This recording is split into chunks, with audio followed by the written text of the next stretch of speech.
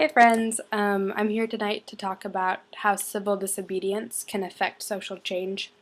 And I wanted to start out with a quote by Eugene Cho. It says that, "I fear that we might be more enamored with the idea of changing the world and are neglecting to allow ourselves to be changed. In truth, we haven't taken the time to count the cost of following Jesus." So it's the last part of that statement that I want to look at. Referring to the cost of following Jesus. Cho goes on to explain that the Bible is full of references of justice, that Jesus is calling us to live justly in a world that's inherently broken, but that maybe as Christians we don't understand the sacrifice that's involved for that true change, that true societal change to take place. And that's where I think that civil disobedience comes in, because it's an action that does require some sort of cost and some sort of sacrifice. I looked up a lot of different definitions of civil disobedience, but the one I liked the best was in legaldictionary.com. It says that civil disobedience is a symbolic, nonviolent violation of the law. It's done deliberately in protest against some form of perceived injustice, and it's done with the expectation of punishment. So given that characteristic, given that definition, I wanted to talk a little bit about some of the characteristics of civil disobedience. The first is that it challenges societal systems. The second, it's nonviolent and creative. It usually results in some sort of punishment, like a fine or jail time, and it can garner wider community support. This can be seen in the example of Rosa Parks not giving up her seat in Montgomery on the bus. And this actually sparked the Montgomery bus boycott, which, according to the History Channel, was considered to be the first large-scale demonstration against segregation in the United States. The boycott lasted 381 days and eventually led to the integration of the Montgomery bus system, which was ordered by the Supreme Court. Civil disobedience, in order to affect change, has to be consistent and sustained. And to give you an example, I wanted to talk about the Ripa House, which is an intentional Christian community in Durham, North Carolina.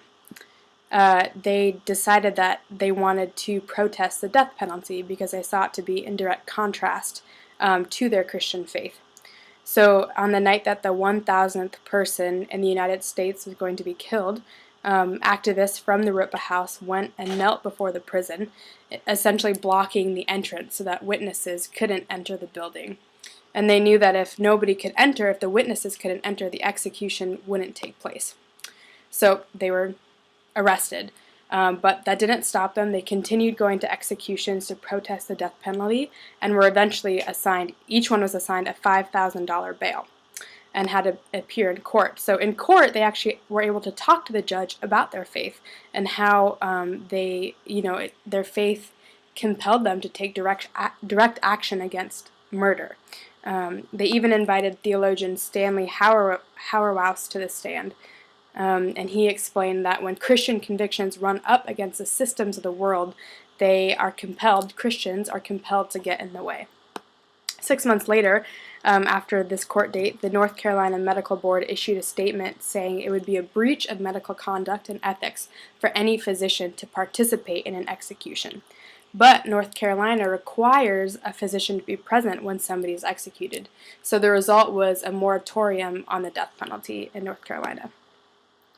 Another example of civil disobedience that I wanted to point out was one in the Bible, which is when Jesus enters the temple and turns over the tables of the moneylenders. And according to activist John Deere, who's a Catholic activist and thinker and pacifist, this is actually the climax of Jesus' lifelong series of actions of civil disobedience. So the temple was the public center of the Jewish Roman system and actually colluded with the Roman Empire, to keep people subdued and oppressed. When Jesus enters the temple at Passover, the scene would have been chaotic. There were people everywhere. There were animals that they could buy for sacrifice. It was noisy and probably smelly. And the scene for him was an act of injustice. People from all over the Roman Empire were traveling to the temple to pay the required tax. for temple upkeep. But the catch was that, the temple only accepted Jewish coins. So if you didn't have a Jewish coin, you had to get your money changed. And the tax on that was huge. It was about 1/4 of your day's wages. So this was a huge money-making scheme. It was a huge racketeering scheme that meant thousands of dollars for the temple treasury. So Jesus sees this, and he sees how it's fleecing the poor. It's sucking money from them, and he thinks it's appalling, and he turns over the tables, and the response is that, whose authority do you have to do this? And Jesus responds, if you destroy the temple in 3 days, I will rebuild it.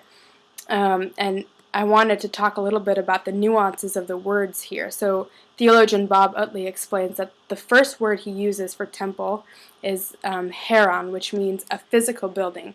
And the second word he uses is naos, which is the inner sanctuary of the temple, or, the place where the liturgy is read, the most sacred part of the temple. So Jesus says, destroy this physical building, this heron, and I'm going to rebuild it with a spiritual temple, the naos.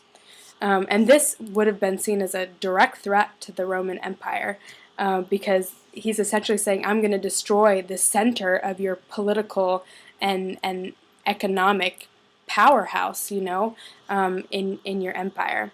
And eventually this act led to the final arrest and ultimately the death of Jesus Christ. So yeah, it's interesting to see how Jesus was an activist and how his actions were seeped with this notion of civil disobedience, but how these things led to change and eventually, our salvation. Yeah, so anyway, I hope you learned something, and I look forward to hearing your responses.